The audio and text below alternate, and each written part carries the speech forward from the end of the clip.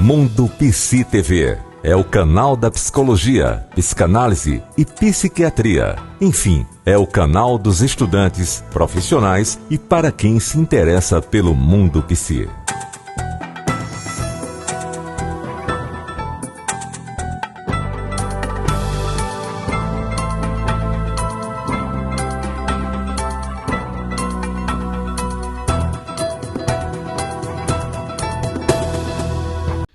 Seja muito bem-vindo ao programa Bate-Papo com os Psis. E bom você estar no canal Mundo Psi TV, no Bate-Papo com os Psis. Hoje vamos conversar um pouquinho sobre o universo da psicopedagogia com a psicopedagoga Viviane Barros. Vamos compreender um pouquinho o trabalho, de uma psicopedagoga e a finalidade, os objetivos, enfim, todo esse universo, que poderá ser também um conhecimento bem importante para quem depois quiser fazer o curso e trilhar esse caminho. Viviane, muito obrigado Obrigada por também. estar aqui recebendo o canal Mundo Psi TV, no Bate-Papo com os Psis. E a primeira pergunta, o que é a neuropsicopedagogia? Então, tudo bom, Roberto? Tudo bem. Olá, todo mundo do canal. Estou bem feliz de ter sido convidada aqui por você e falar um pouquinho desse universo que envolve os três campos da psicologia, na verdade, A neuropsicologia, ela vem também da psicologia, é uma área de atuação multidisciplinar que envolve três campos, a neurociência, a psicopedagogia e a psicologia. Então, como é algo bem rico de informações, muitas vezes você não compreende o que essa área ela nos traz, Traz a segurança, o conforto de quando uma criança ou um adolescente tem alguma dificuldade na aprendizagem. E aí é quando esse profissional ele é acionado para poder cuidar dessa parte de aprendizado. E qual a importância? Você já deu início nessa essa resposta, mas qual a importância desse profissional e quais os objetivos? O foco é a aprendizagem ou vocês podem trabalhar outros campos aí? Então, o foco realmente é de que aquele paciente, aquela criança, aquele adolescente, ele consiga acompanhar, mesmo tendo algumas dificuldades na aprendizagem, ele consiga acompanhar as séries sucessivas, Exemplo, o psicopedagogo em si, a função dele, o maior objetivo dele é fazer com que aquela criança ela tenha o mínimo de erro possível dentro das dificuldades de aprendizagem dela. Então, o objetivo principal é o cuidado na aprendizagem, é trazer realmente o que falta naquela criança, alguma dificuldade, algum distúrbio que ela teve durante a formação, seja na parte patológica ou agentes externos. Então, a gente vai estar identificando, junto com os demais profissionais, que hoje o psicopedagogo ele trabalha numa área multidisciplinar, onde tem os pediatras, o neuropediatra, na verdade, o psicólogo, entra o pedagogo e o psicopedagogo. Então, é uma extensão de profissionais que trabalham para que o trabalho em si seja realmente feito. Quem é esse público? Quem são essas crianças? Crianças que possuem algum tipo de transtorno do neurodesenvolvimento, autismo, TDAH, como é que é isso? Vamos lá. Então, muita gente tem essa dificuldade também de compreender, Hoje, eu atendo pais de escolas, trabalho em instituição escolar, atendo pacientes que são chamados alunos das escolas e professores. Então, envolve uma equipe grande, família, instituição e aluno. Então, o que a gente faz? A gente traz essas dificuldades dentro da sala de aula, que muitas vezes pode ser voltada por causa do autismo, por causa do TOD, entre outros transtornos neurológicos ou transtorno de aprendizagem. Inclusive, Roberto, algumas pessoas confundem o transtorno de aprendizagem com o transtorno mental ou outros tipos de transtornos. Os transtornos patológicos, aquele que precisa de um profissional, um pediatra, um neuro, que vai cuidar da parte também, da parte funcional, intelectual da criança, onde pode ter algum tipo de medicação que seja apresentada, para que essa criança ela desenvolva ainda melhor, tem a dificuldade da aprendizagem, que é algo externo, que é passageiro, que dependendo da idade. Exemplo, uma criança que tem disfunção da dislálea, da fala. Um psicopedagogo, o pedagogo e o psicólogo, ele consegue desenvolver uma fala melhor, ele não vai mais estar trocando letras do alfabeto. Então, existe uma cura, vamos dizer assim, no aprendizado. A gente não tem como zerar, porque aquela criança, para ter aquela disfunção, aquilo ali também vem a parte neurológica, que é onde se encaixa a neurociência. Que aí quem vai fazer o tratamento dela é um neuropediatra, vai ser um pediatra normal. Então, assim, existem esses outros profissionais que vão agir. Mas na parte da aprendizagem, não. É o pedagogo, que é o professor, que vai trazer essas disfunções aqui para o consultório e a gente vai começar a fazer exercícios, sessões, terapia, e essa criança vai conseguir desenvolver tranquilamente. Não vai zerar, porque se ela tiver algum problema neurológico, então aí não cabe a nós, e sim um profissional especializado na área de neuropediatria. Então já é um médico que vai cuidar dessa parte junto com os demais profissionais da área multidisciplinar. Então, ou seja, é uma área que abrange muita coisa. Primeiro a gente precisa ver a avaliação daquela criança. Ela já tem um diagnóstico de autista? Quanto tempo que ela faz essa terapia? Então, assim, geralmente é 2 anos, 1 ano e meio, para poder chegar em algum diagnóstico, para encaminhar para os demais profissionais da área. Então, é basicamente isso. Então, a gente pode compreender que para que o tratamento dê certo, é preciso também que os professores, né, as escolas, os familiares, venham a relatar, né, as dificuldades dessa criança para o profissional da área, para que ele possa aí tomar aí, fazer um diagnóstico, né, e ter aí os instrumentos necessários para um tratamento. Exatamente. Existem 2 funções, né? A primeira daquele aluno que ele já chega com diagnóstico na escola, os pais informam a coordenação pedagógica que a criança existe essa disfunção, existe esse transtorno, e aí a gente já encaminha para a professora emite um laudo de avaliação até onde essa criança ela consegue desenvolver um aprendizado, porque às vezes ela é autista, mas ela não precisa, ela não tem algum transtorno de aprendizagem, dislália, uma desortografia, mas ela tem uma falta de atenção. Geralmente o autista, ele tem às vezes uma falta de atenção, né, de foco, ou foca demais ou foca de menos.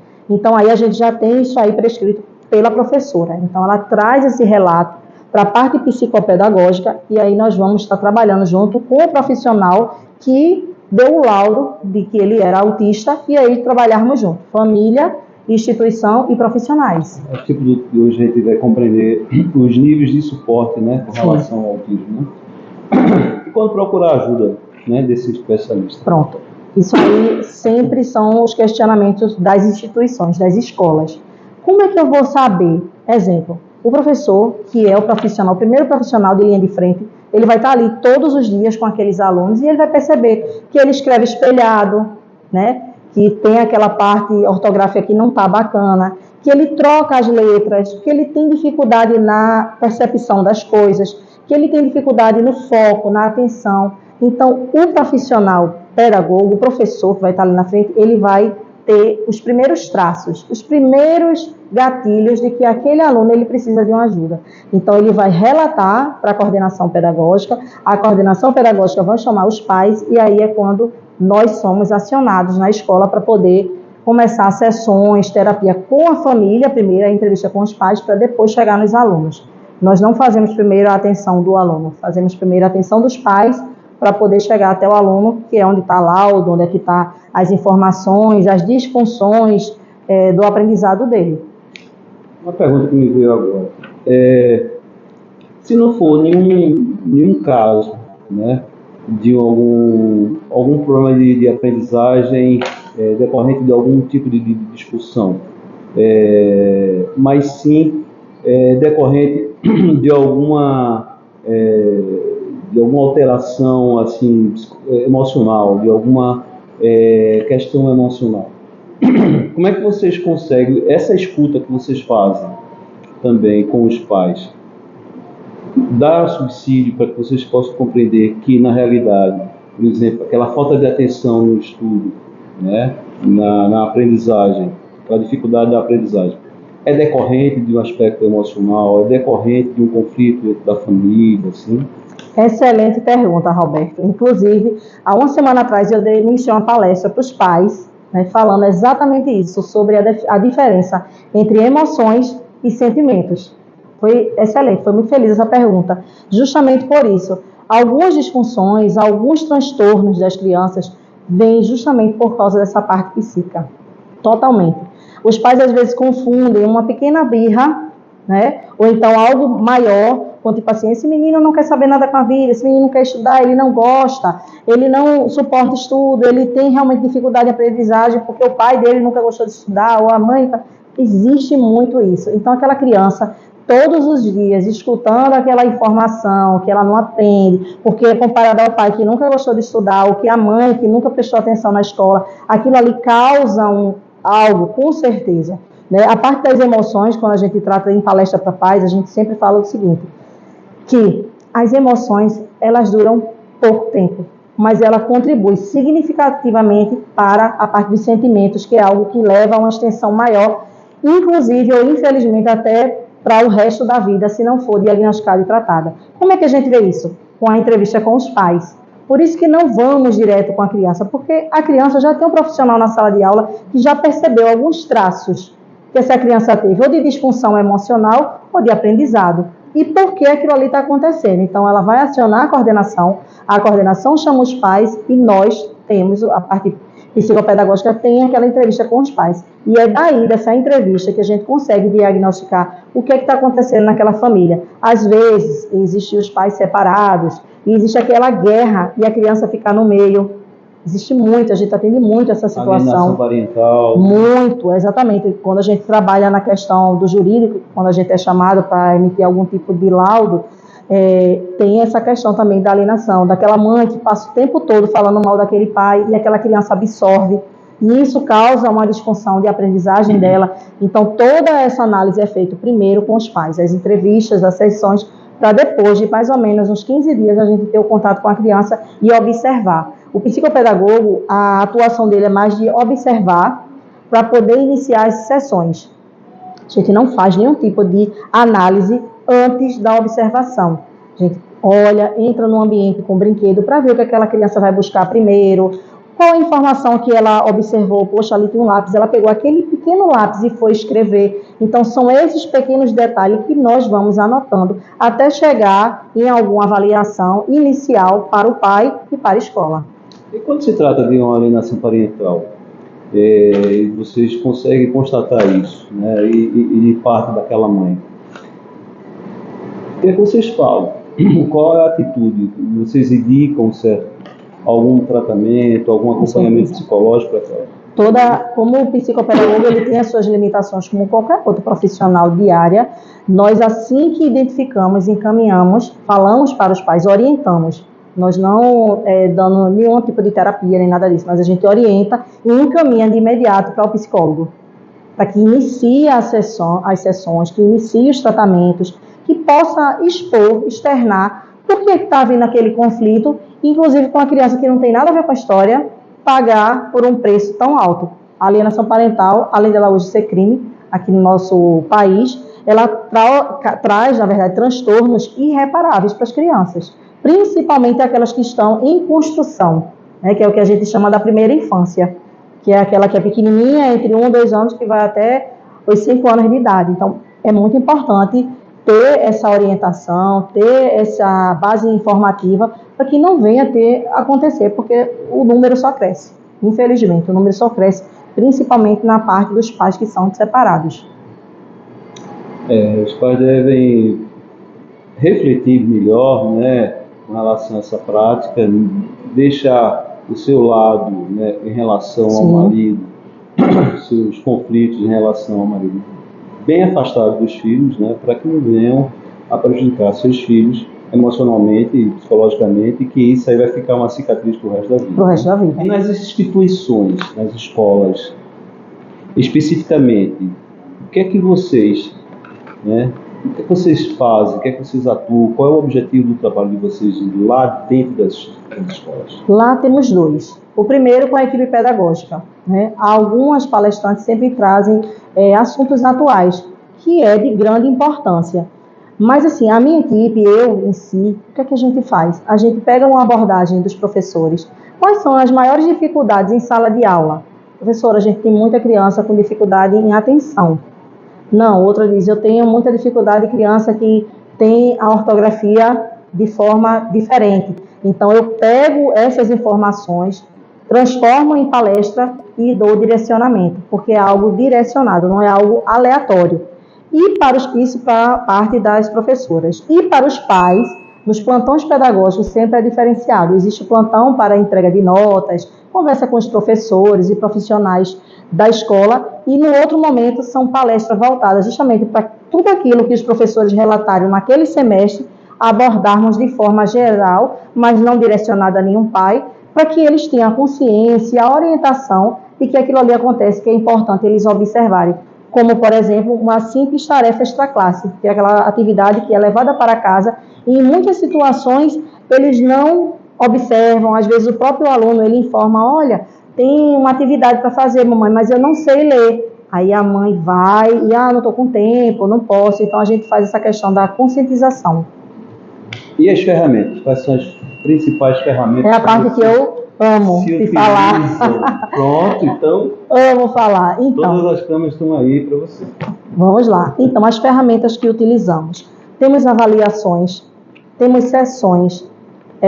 Eu gosto de chamar de ações e sessões interativas, onde aqui no consultório mesmo, nós espalhamos os brinquedos, colocamos também brinquedos em desordem, vamos dizer assim. E aquele paciente, ele vai estar brincando de uma forma diferenciada e ali a gente vai estar anotando. Geralmente, as ferramentas que utilizamos em consultório são brinquedos, que muitas pessoas até acham, mas é brinquedo, a criança vai para brincar. Gente, o brinquedo em si, ele tem uma importância muito significativa para a criança. Um valor simbólico. Muito. A parte lúdica, a parte que ele se identifica, ele demonstra o que ele vai fazer com o brinquedo, se ele vai ter algum afeto, se ele vai ter alguma distinção. Então, uma das nossas primeiras ferramentas é a observação. A criança, ela externa de verdade o que ela quer e o que ela precisa através da observação. Então, o profissional está ali observando. Na segunda etapa, são os testes avaliativos, né? São aquelas mini provas para a gente ver, aquela criança veio para o consultório com alguma disfunção na questão de foco. Então, existem umas testagens que fazemos para que a gente veja qual é realmente o grau de dificuldade.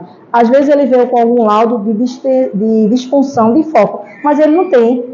É porque aquilo ali que está sendo apresentado para ele, seja na instituição ou seja em casa, não está sendo atrativo. Indicações de aulas ativas, né? Geralmente a primeira infância, ela exige muito do profissional, que sejam aulas interessantes, que chamem a atenção. Não precisa ter muito barulho, não precisa ter salas muito coloridas. Bacana que tenha, mas algo que seja chamado a atenção de uma forma diferenciada, sabe? Então, são essas, tem várias. Hoje, a gente aqui no consultório tem mais de 300 ferramentas que utilizamos, mas para cada paciente existe uma específica. Primeiro, a gente observa a criança e coloca a dispor dela toda aquela parte de brinquedo, né, da parte lúdica dela. E segundo, a gente vai estar pegando o laudo e vai observando se realmente aquela criança, a gente faz uma análise de uma análise para poder, junto com um profissional que fez todo esse estudo, a gente ir lá e dizer, será que a gente poderia testar isso aqui para ver se dá certo? E graças a Deus tem dado muito certo essa parceria junto com os outros profissionais, principalmente os psicólogos que têm nos auxiliado bastante. Que bom, que bom. E essa evolução, como é a evolução do processo do atendimento? É outra coisa bem importante, né? A primeira coisa que a gente observa é justamente o laudo da escola. Vem primeiro o laudo, depois do laudo vem a entrevista com os pais, depois vem as testagens de observação, avaliações e emissão de relatórios de pré-hipótese de algo que tenha acontecido. Aí vem família incluindo, então existe um mapa. Todas as escolas a gente disponibiliza um mapa de como é feito toda a sessão até a criança chegar no ponto que nós esperamos, ou que a escola sinalize, olha, a gente precisa que esse aluno ele chegue até esse ponto. E muitas vezes a gente consegue ir até um pouco mais além, né? Eu tenho um paciente que é bem interessante, aquele material do POPT, colorido, né? Eu fui fazer uma testagem dele de matemática e eu perguntei para ele, como é que você conta aqui o número 3? Aí ele pegou o dedinho assim e fez assim, 3. Eu disse, eu vou um pouquinho para ver se ele vai além. E agora mostra o 5. Ele me respondeu assim, é só botar mais 2, tia, ó. Eu achei aquilo super interessante. Ele tinha, na época, 4 anos. E eu achei muito evoluído. Então, assim, o tratamento estava além, porque ele poderia dizer assim, bota mais 2, né? Tipo assim, não, mas bota para fazer 5 é assim, não. Ele foi nos 2 dedinhos, é só botar mais 2. Ou seja, o cálculo mental era uma criança que já tinha um descalculo, ele tinha uma dificuldade e estava na terapia, ó, que eu disse, meu Deus, ele tem 4 anos apenas. Ele chegou com 2 anos, com disfunção na fala, acompanhado por fono e tudo mais, e ele conseguiu desenvolver com 2 anos tanta coisa bacana. Então isso é importante, ou seja, autista, disfunção na fala, descalculia e conseguiu fazer, porque o tratamento foi sempre bem, vamos dizer assim, assertivo. A gente conseguiu pegar todos os profissionais, alinhar e ele ter uma vida tranquila. Hoje esse paciente tem 8 anos, tá, pessoal? Sabe ler, começou ali com 5 anos, fluente, fala também inglês e é uma criança maravilhosa. Que bom, que bom. Viviane, você falou sobre as estratégias de indagar, né, de escuta, né, inicialmente, para procurar saber o caso, né, em si. Sim. Né? E as estratégias de aprendizagem, especificamente? Importante, está vinculada à instituição escolar. Muitas vezes a gente chega em escola e vê que tem uma padronagem tradicionalista. E em muitas situações, aquela padronagem dificulta não só aquele aluno, mas também demais alunos dentro da sala. Então, a gente sugere uma forma diferenciada na forma como vão passar os conteúdos. Isso se tratando em educação infantil e primeiro ano do ensino fundamental 1. Como é que a gente faz? A gente faz um estudo, que é a parte da consultoria pedagógica. Vamos na escola, passamos uma semana observando como é que as professoras atuam dentro da sala de aula e sugerimos alguns pontos. Porque nessa parte, nessa hora do lanche, não poderia ser dessa forma. As cadeiras não precisariam estar uma atrás da outra, e sim espalhada na sala, que isso vai dar uma visibilidade maior, ele vai ficar com espaço para depois socializar com o amiguinho, entendeu? Então a gente faz esse estudo diferente, né? Primeiro, os professores observamos, o espaço é muito importante também, a forma como é organizada as cadeiras e a forma como é abordado aquele material. Viviane, então você quer dizer que você vai mudar a estratégia da escola? Não, vamos acrescentar, vamos incluir, vamos direcionar aquela escola que às vezes, por algum motivo, tem um projeto político-pedagógico há mais de 50 anos e não está conseguindo acompanhar as tecnologias.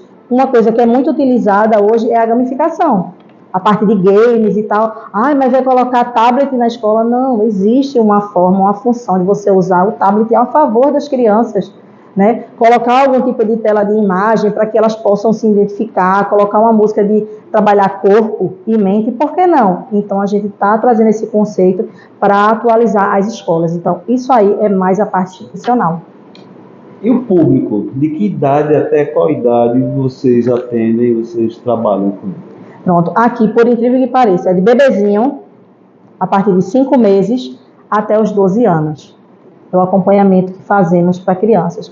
E bebê também consegue, sim, a parte espacial dela. Como é que ela se comporta, como é que essa criança é cuidada. Ela pratica os exercícios certos que a pediatra indica, dos estímulos, e fazer com que aquela criança ela se sinta estimulada para poder responder o que você está tendo aquela expectativa. Então, a gente trabalha também essa parte junto com o pessoal da pediatria, os profissionais de pediatria. Então, é um trabalho de sensorial, né? Sim. Assim que vocês trabalham com crianças. Sim. Inicialmente, né? Então, não deixa de ser aí já uma estimulação precoce, né? Sim, porque tudo é identificado, como eu falei, na primeira infância. A criança que você faz algum gesto para ela olhar o lado direito, o lado esquerdo, e ela não corresponde, a gente vê essa parte visual, a gente vê essa parte de coordenação motora, ela com 5 meses ela consegue agarrar um brinquedo, ela consegue botar a mãozinha direita ou esquerda, você consegue estimular, aí ela pega mais com a direita, eu vou estimular agora a esquerda, fazer as questões faciais, que as mães gostam de fazer, que é o besourinho, né? Então, essa parte facial, corpórea, espacial da criança, ela pega muito no ar, ela gosta de ficar de bruços, tudo isso é observado. Muitas vezes a pessoa, até por falta de informação, não é, Roberto? Não sabe da importância desse profissional psicopedagogo, do psicólogo, do pediatra, nessa parte evolutiva da criança. Com certeza. Viviane, só temos a agradecer. Que aula, né? Gostosa, boa. Eu espero que vocês tenham gostado. Suas considerações finais aí para o público. Fala um pouquinho sobre sua profissão. Convida essas pessoas aí, se sentir interessada, assim, que vai procurar esse curso também. Claro, então, pessoal, eu sou uma eterna apaixonada pela área da pedagogia, psicopedagogia, da psicologia, neurociência, sou apaixonada por essa área. Eu acredito muito que as pessoas deveriam ter esse olhar, e estão tendo, tá? Estão vindo procurar ajuda, orientação, eu acho que é muito importante. Eu atualmente sou psicopedagoga parental, eu atendo muitos pais, porque eu sempre acreditei que tudo começa com a família. Então, se a família ela vier, se ela se interessar, se ela se disponibilizar, a recuperação, o aprendizado, o desenvolvimento dessa criança vai ser muito melhor. E também trabalho na parte de palestra paz em escolas, instituições, o meu foco é muito em escola, que é de onde justamente vem toda essa parte da disfunção.